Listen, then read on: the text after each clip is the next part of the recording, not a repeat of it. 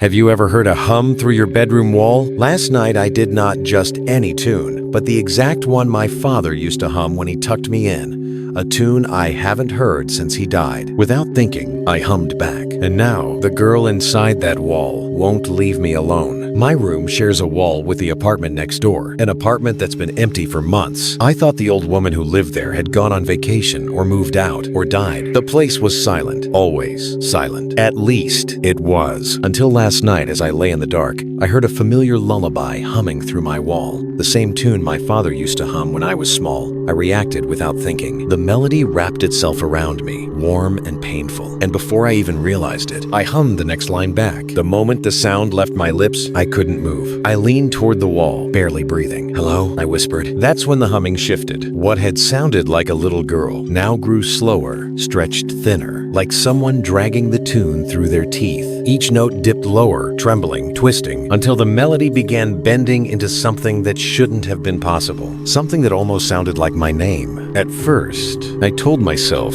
it was my imagination, or maybe air in the walls. It was probably side effects of the movies I had watched earlier. Anything normal, anything safe. But then the sound repeated. The same tiny hums, same rhythm, same spacing, like a little girl practicing a song she wasn't supposed to know. Half asleep and not thinking straight, I thought it was cute. A little girl humming at such an hour. It was so sweet. It made me wonder about the distortion I heard when she first hummed. I hummed the pattern back. The same rhythm, the same gentle rise at the end. The response was instant. The wall answered with a soft, close hum.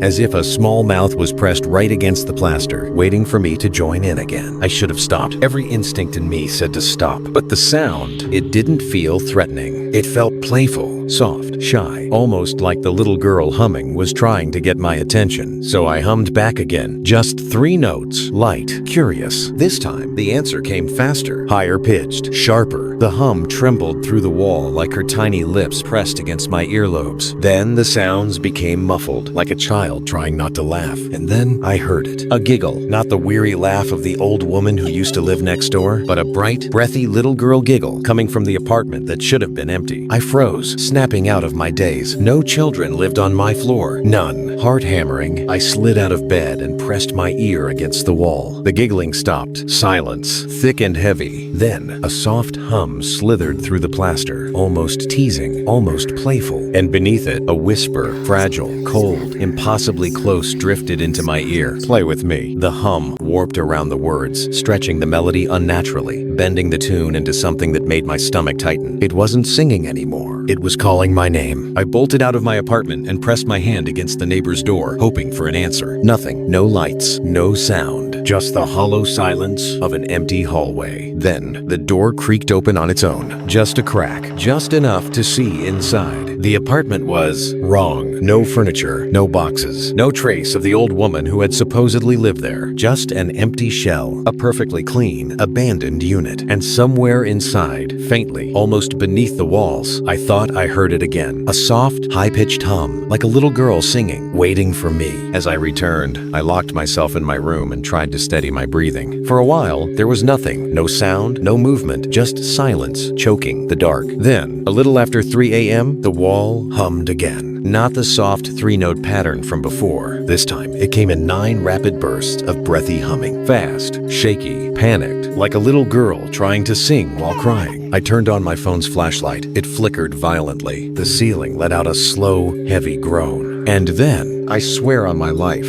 my bed slid an inch across the floor, as if something unseen had pressed against it or crawled beneath it. I whispered, "What do you want?" For a moment, the only answer was silence. Then the hum returned, low, shaky, like a child trying to sing through tears. Soft footsteps followed, light, bare, pacing on the other side of the wall, back and forth, back and forth. Too quick to belong to an adult, too deliberate to be a house noise. The footsteps stopped, and then the humming dragged itself across the wall, stretching into a long, trembling vibration, a sound like a little girl pressing her cheek and lips against the wall, sliding slowly along it, searching. A shadow flickered across my room, not from the hallway, from the wall itself, as if something moved behind it. Then the plaster bulged in one spot. A small outline pushed forward, a child-sized hand, 5 tiny fingers, spreading, feeling, searching for me. I stumbled back. The wall bulged again. This time, a small hand pushed through the plaster, just a few centimeters, but enough to see its shape. The fingers were too thin, almost skeletal, like sticks wrapped in pale, tight skin. They curled inward unnaturally, pointing straight at me, as if deciding whether I was prey or playmate. The shadow behind the hand shifted with it. A tiny figure swayed back and forth, humming the warped lullaby I'd hummed earlier, but slower, drawn out, broken. Then her voice came soft, brittle, almost a whisper carried on the hum. Found you. The hum quivered around the words, stretching the melody into something alive. I bolted out of my room, heart slamming heavily against my ribs. The hallway lights flickered so violently they buzzed, casting jagged shadows that stretched and snapped like something alive. Behind me, in my room, the walls pulsed like breathing skin, the hum trembling through them in quick, frantic bursts. My neighbor's once empty door now hung wide open, yawning into darkness. And from inside that darkness, I heard it, a rapid, frantic series of hums pounding through the walls, as if she were pressing her whole face against the plaster, not from the spot I had run from, not from my room, but from the opposite side of the apartment, the wrong side, as if she had moved through the walls, followed the vibration of my footsteps, and now hummed directly where I stood. Her hum deepened, and objects in the open doorway vibrated, rattling across the floor, as if she were calling me back, as if she knew exactly where I ran. I went down to the security office. "Who lives in that apartment?" I asked. The guard looked confused. "Nobody. It's been empty for 3 years." "What about the old woman?" I asked. He frowned. "There was no old woman." He checked the security feed. My neighbor's apartment door never opened, not once, not even when I saw it open with my own eyes. As I stared at the monitor, the screen flickered. Static crawled across the feed. Then something shifted. A shadow stretched across the hallway floor outside my apartment. Long, thin, and bending at angles a human body shouldn't make. The guard leaned closer. "Is someone there?" he whispered. But the shadow didn't have a source. There was no one at the end of it. No body, no figure, just the shadow, moving. And then, as if reality was correcting itself late, a shape slowly formed at the far end of the hall. The old woman. Except this time, she wasn't smiling. Her body appeared after the shadow, like she was lagging behind her own existence. She turned her head sharply toward the camera, then toward me, and the hallway speakers let out a low, vibrating hum. A warning. A call. I didn't want to return, but I had no choice. Work in the morning, clothes in my room, everything I own. I walked back slowly. The hall was silent. My door was closed. But the second I touched the handle, bang! Something slammed into the wall inside my room. Hard. Bang. Again, like someone was running full speed at the wall. I stepped back from the door. The air in the hallway felt heavy, like the building itself was holding its breath. Bang. The entire frame rattled. Whatever was inside, it wasn't small. And it wasn't afraid. I pressed my palm flat against the door. The wood felt warm. Too warm. Then, all at once, the banging stopped. Silence. A stretched, unnatural silence. I swallowed hard, turned the key, and slowly pushed the door open. My room was dark, still, but in the far corner, just barely visible, something shifted. Not a person, not an animal. A dark shadow, but this one wasn't cast by anything. It was standing upright, waiting, and as I stepped inside, it tilted its head slowly from side to side, as if watching and studying me, like it already knew my shape, like it had been practicing. I whispered, "Please stop," and the shadow stayed still instantly. A small voice whispered back, "Knock, knock, knock. Knock, knock, knock." I didn't move. She repeated, louder, "Knock, knock." Then she laughed. The same giggle as the night before. I whispered, "Who's there?" The moment the sound left me, the room shifted. The walls pulsed under my fingertips, like skin trying to breathe. Objects rattled, sliding slightly across the floor. And from the far corner, where shadows pooled, the little girl's hum answered, faster this time, sharper, closer. The shadow moved, stretching taller, tilting its head toward me. The humming bent around the room, circling me, as if she had been waiting for me to call her out. She laughed loudly. As she suddenly appeared, I couldn't make sense of her face. All I could see was the piercing red eyes and wide grin as she said to me. Her voice echoed around the room.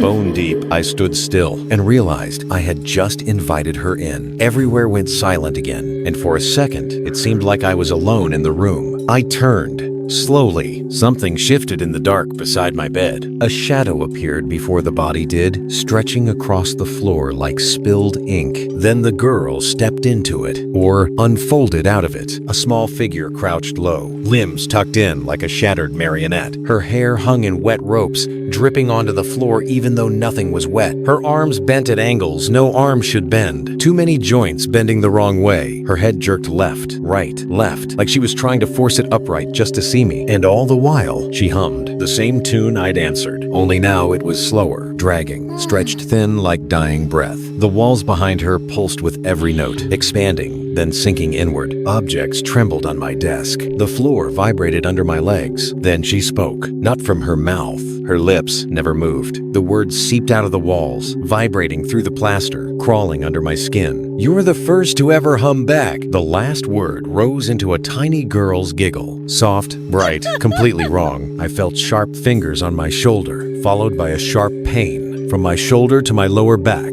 I could feel my clothes getting wet with my blood. I ran, full speed, barefoot, no keys, no phone. I didn't stop until I reached the parking lot. The night pressed in on me, heavy and suffocating, as if the building itself were holding its breath. Then I heard it, from my bedroom window. It slid open, just a crack, just enough for a small, bony hand to press against the glass. And from it, a soft, deliberate hum. 6 notes, perfectly in rhythm with my racing heartbeat. Hum, hum, hum, hum, hum, hum, hum. The sound vibrated the glass. The walls of the room seemed to pulse in response. And in that instant, I realized she was still there, tracking me, knowing exactly where I ran. I stayed at a friend's house, told them everything. I tried to show them the injury I had been given. It was gone. No proof I got hurt. They laughed it off. At first, said I was sleep deprived, overworked, imagining things. Until 12 a.m. tonight, their bedroom wall, the one connecting to the neighbor's house, began to hum. The same soft notes, childlike, precise, the exact rhythm she used with me. My friend's smile faded. Their eyes widened. I whispered, barely breathing, "Don't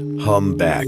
But they did. Just a tiny, nervous hum. Barely a sound. And the wall answered instantly, with a hum so close, so warm. It felt like someone pressing their mouth against the side of our necks. The wall answered immediately. We could feel it in our skins. This time, the hum was more intense, not playful, not curious. Fast, sharp, hungry. The sound rattled the picture frames. The mattress dipped as if something sat on it. The lights flickered, not randomly, but in rhythm with the hums, like the room itself was obeying her. My friend stumbled back, eyes wide, mouth shaking, but no sound coming out. Their breath frosted in the air, in a warm room. Then, the humming stopped completely. Silence. A silence so heavy, it felt like being watched by something standing right behind your thoughts. And then, her voice spilled out of the walls, the floor, the ceiling, every direction at once, like she was inside the house's bones. "Found you all." The last word stretched, bending into a tiny giggle, and a second, smaller voice giggled with her. The ceiling above us cracked like a splitting bone. Something crawled across the plaster.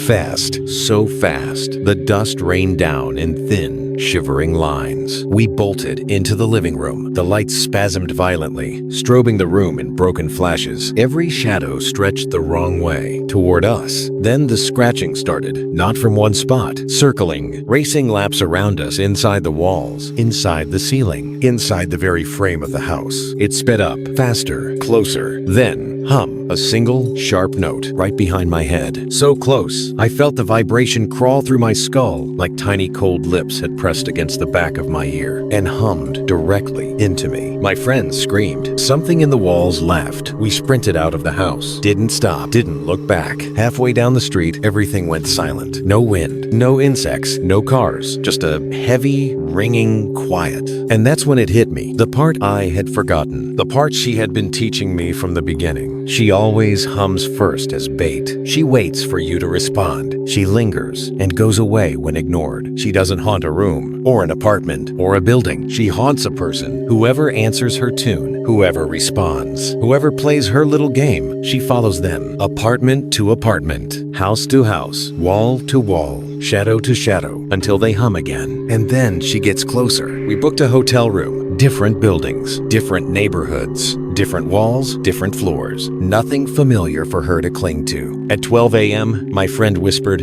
voice trembling, "Do you think she can't find us here?" For a moment, the silence felt almost safe. Almost. Then, from the bathroom wall, soft and perfect, the exact tune she always used. Not searching, not distant, confident, close, already inside. My friend backed into the corner, shaking. I didn't move because I understood she hadn't followed us. She hadn't tracked us. She had been with us the whole time. Once you hum back, you don't escape her. You don't outrun her. You just keep hearing her. Every night, every wall, every silence, until the day you hum first. If you ever hear humming through your wall, late at night, soft, slow, like a little girl trying to get your attention. If it comes in a perfect rhythm, 3 notes, same spacing, with a tiny giggle hiding underneath it, don't hum back. Don't answer. Don't echo it. Don't even breathe too close to the wall, because she only needs you to reply once. One hum. One mistake. One moment of curiosity. And after that, she doesn't haunt your room. She doesn't haunt your building. She haunts you. Every wall you sleep beside. Every place you try to hide. Every silence you hope she doesn't fill. And no matter how far you run, she will always, always hum you back. If you're still watching, the nightmares have already found you. Subscribe now and follow for more if you dare.